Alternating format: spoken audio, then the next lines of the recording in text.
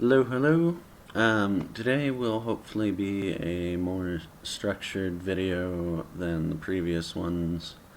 This one's going to be on the importance of belief and the difference between a truth and a belief.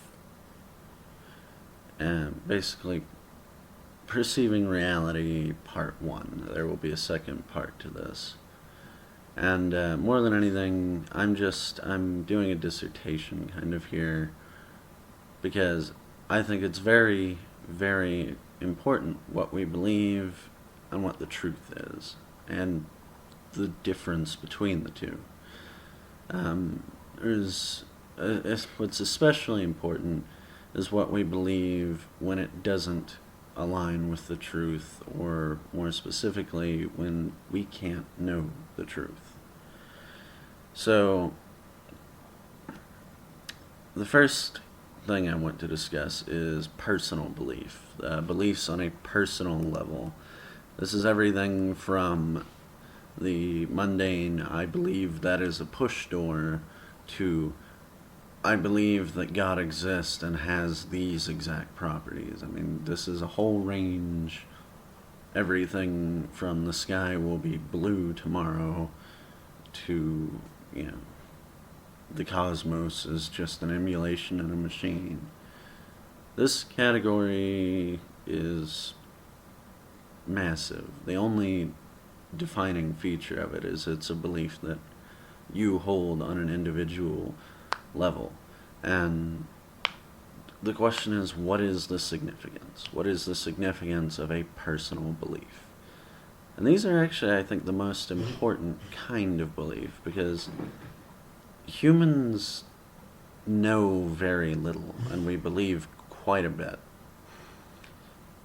And I'm going to get into knowledge in part two, but, the belief, for instance, that that door is a push door will prevent you from pulling on said door. The belief that the cops will arrest you, it prevents you from committing a murder or a robbery or smoking illegal drugs. The belief that you'll fall and be crushed to death prevents you from jumping off cliffs. The belief that your God requires faith in him or her leads you not to question their existence. The belief that there isn't an afterlife leads you to value this one much more highly. The belief that the universe is a beautiful place leads you to appreciate the color purple. These have importance. They very directly influence what you'll do. And one very good example of this is there was a man with a case of excessive compulsive disorder, and I'll link to it in the description. But in this particular case, this man was with a friend one day, and an El Camino drove by. And his friend told him, he had to wipe the El Camino off. You gotta wipe the El Camino off, or something bad will happen. Something bad. He didn't tell him what would happen, just something bad. And because of that belief that is now in this man's head, you have to wipe the El Camino off or something bad will happen. He now actually is terribly crippled by it. He has to watch every single car that goes by when he's out walking. And when he does see an El Camino, he will compulsively wipe his hands. They were saying there are sometimes he's done it for up to 10 hours at a time, wiping El Camino off of his hands. And I believe, yes, it was the show Obsessed from A&E TV, which reviews people with OCD and similar mental or physical disorders, did a special on him, which I'll link to. But I mean, his OCD kind of makes this a very exaggerated case. And, obviously everyone doesn't go around wiping their hands for 10 hours just because someone tells them something bad will happen if an El Camino runs by. Well, it's exaggerated, but we do the same thing, and skepticism fortunately prevents us from falling into the case of the El Camino, because if I were terribly OCD, or perhaps, a uninformed child who was easily influenced, yeah, I mean, you could easily convince me to wipe my hands whenever an El Camino goes by. But I mean, things like black cats walking under ladders, wearing lucky underwear, believing that the earth was flat, witches, wizards, dragons, trolls, unicorns, saying Bloody Mary into a mirror in a dark room 3 times. We have beliefs that inform our actions, even though these are ridiculous beliefs. And I mean, I'll use an old god so that there aren't many followers here to argue, but I mean, at one point people believed a big, bearded, muscle-bound guy named Zeus threw around the lightning whenever there was a thunderstorm. And that informed their actions. People would pray to Zeus, make shrines to Zeus, they would make offerings to keep Zeus from getting angry. Whenever lightning struck a tree, they thought it was a sign from Zeus. It informed their actions. It didn't matter if it was true or not. Their belief informed their action. And Zeus is a good turning point for the next type of belief, which is a community or group belief. Super belief, as it were. When a sufficient number of people start sharing the same belief and they come together, some interesting stuff happens. And religion is probably the best example of this, but certainly not the only one. So I'm gonna target the Catholics for this one. It is perfectly possible for someone to be Catholic by themselves. You don't need a whole church or anything to be Catholic. You can be a individual Catholic. Doesn't seem like there's anything that would stop that from happening. However, a single Catholic person awash in a sea of non-Catholic people is not likely to remain Catholic for very long. If you are the only Catholic person, for instance, living in the Middle East where everyone is Islamic, then chances are pretty good you probably won't be terribly forward or open about your Catholicism, and you may even change your Catholicism to match everyone else's. It is much harder to be a Catholic when everyone around you is Islamic. And excluding extreme cases, I mean, humans strive for the approval and praise of their peers, and you wouldn't receive it in that condition. I mean, if you are the only Catholic in an area of Islamic people, they're not about to pat you on the back for being Catholic. So, on the other hand, it's extremely easy for you to be Catholic if you live in Vatican City, where most everyone is also Catholic. Your peers easily accept your belief. The group bolsters itself. The other Catholics around you, they're patting you on the back and saying, "Hey, good job, way to be Catholic. We're Catholic too. We appreciate that. You have praise and acceptance, and to a small degree even admiration from your peers for being Catholic like they are." And what you end up is, even a single other person who shares the same belief as you, if you're the only Catholic person living in an Islamic area and one other Catholic person moves there, that will bolster your belief in an unbelievably large way. And if you live in Vatican City, it becomes this impossible to conceive thing.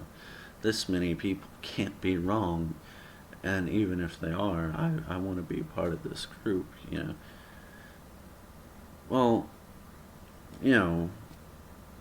they get this, I don't really care if it's right or wrong. I like all the attention I'm getting. I like the way I'm treated in this group. Whereas, the guy in the Middle East by himself, surrounded by Islamic people, he's more likely to be skeptical of his belief.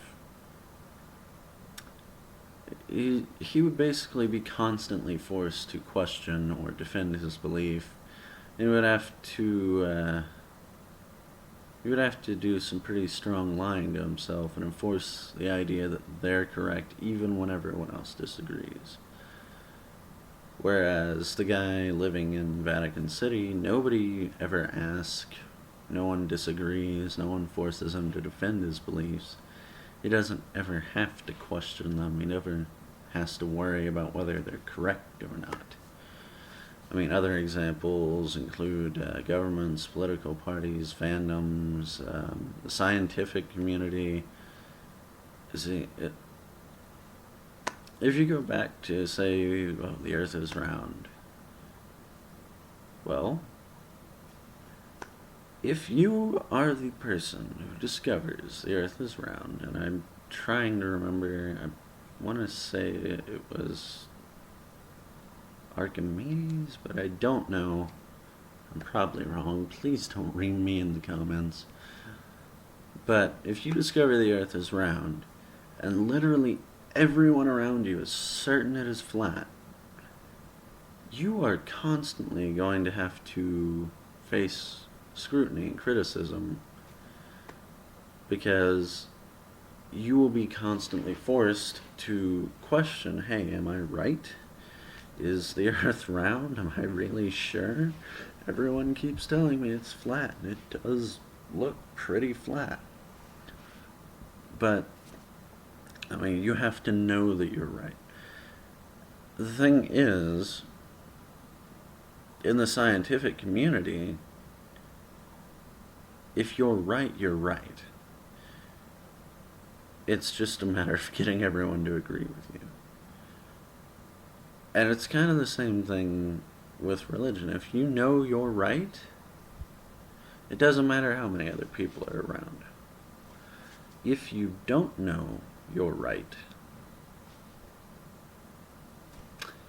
you're going to constantly have to question that until you find an answer. And if you can't find an answer, you're going to have conflict.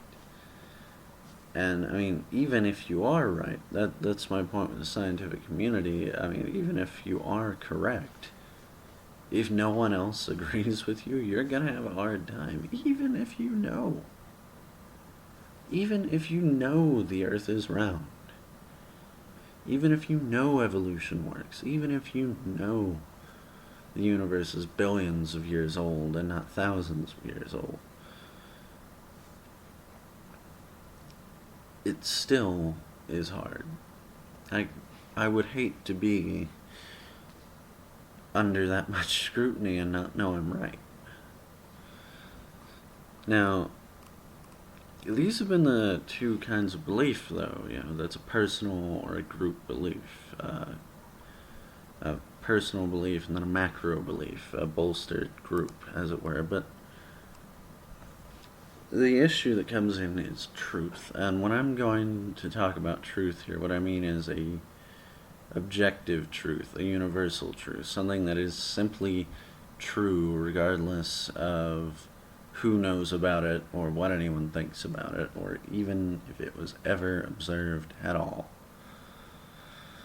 It's simply true, and it doesn't matter what you think about it. And I'm going to pull up a very simple, very straight up answer to an example here. There is a door. That door is a pull door, let's say. Now, the door is not labeled. There's no way to tell based off the handle. Could be push or pull. And you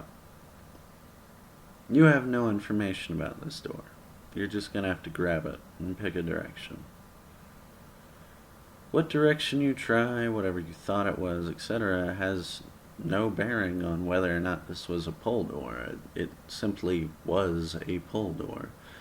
Whether you knew it was a pull door or you thought it was a push door, it doesn't matter.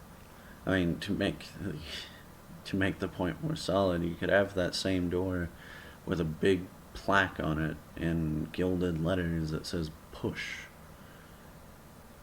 And that's very important, because when you walk up to this big ass door that says push on it, and the truth is it's a pull door. Now, you see this door. You believe this is a push door. You've just read the word push on this door. Beliefs inform action. You believe this is a push door. That informs your action. You are going to push on this door. And it's not going to budge. You're going to look silly. Everyone's going to laugh at you. You have pushed on a pull door. But I believed it was a push door, and belief informs action. My belief was wrong. What happens then? Well, what happens then is you inform your beliefs, because the truth informs belief, and belief informs action. When you push on that door and it doesn't go anywhere, you are faced with a confrontation in your mind that says, what I believed was wrong. I was incorrect. This is definitely not a push door. It's either locked, jammed, or it's a pull door. And so you pull on it, and it opens. You have informed your belief. The truth has informed your belief. You now have evidence that says I couldn't push on it, but I could pull on it. And that informs your belief, which says, I thought it was a push door.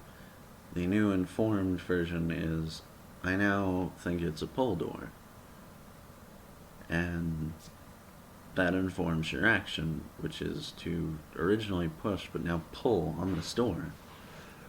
Now, if someone sneakily came up and fixed the door when you weren't looking, because it was always supposed to be a push door, and now you walk up and you pull on the door, I imagine that would be terribly confusing for you.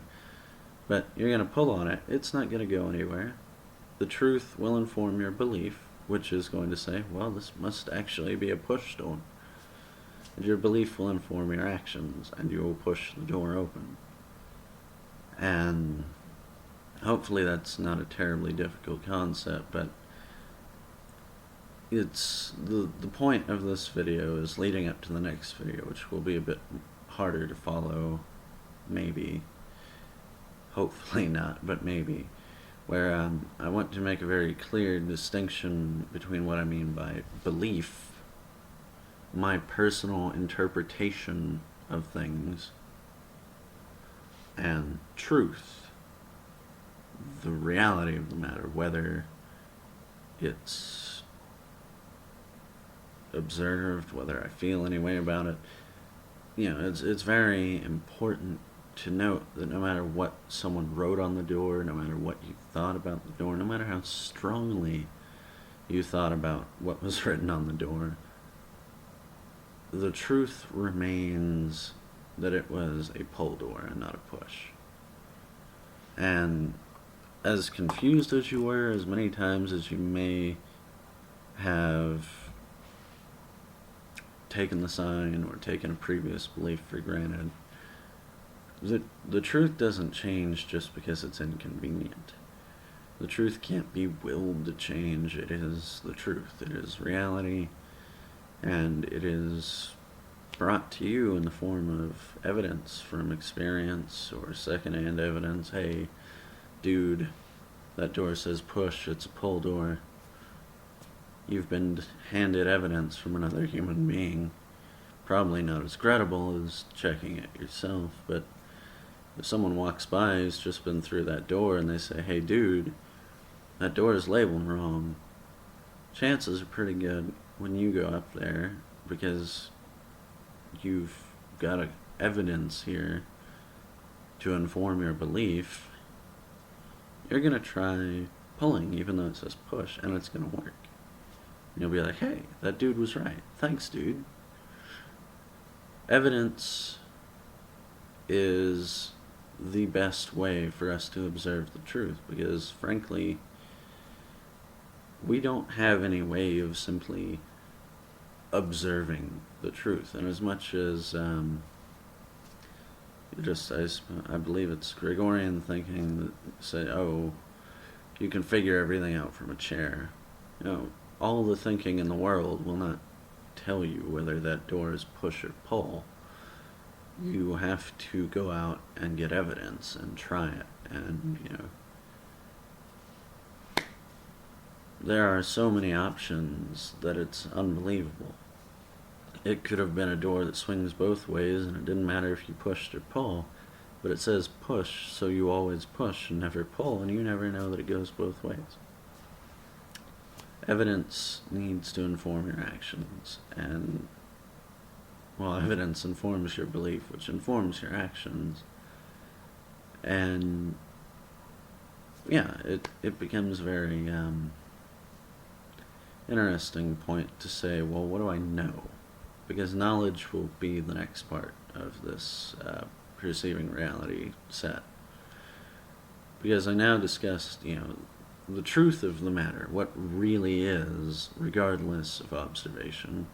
And then I have my belief about the truth of the matter, which is to say, what I think it is. So where does knowledge come in? Because I have truth and I have belief.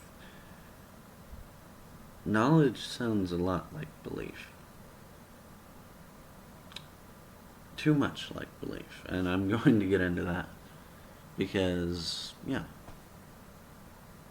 they do sound way too close.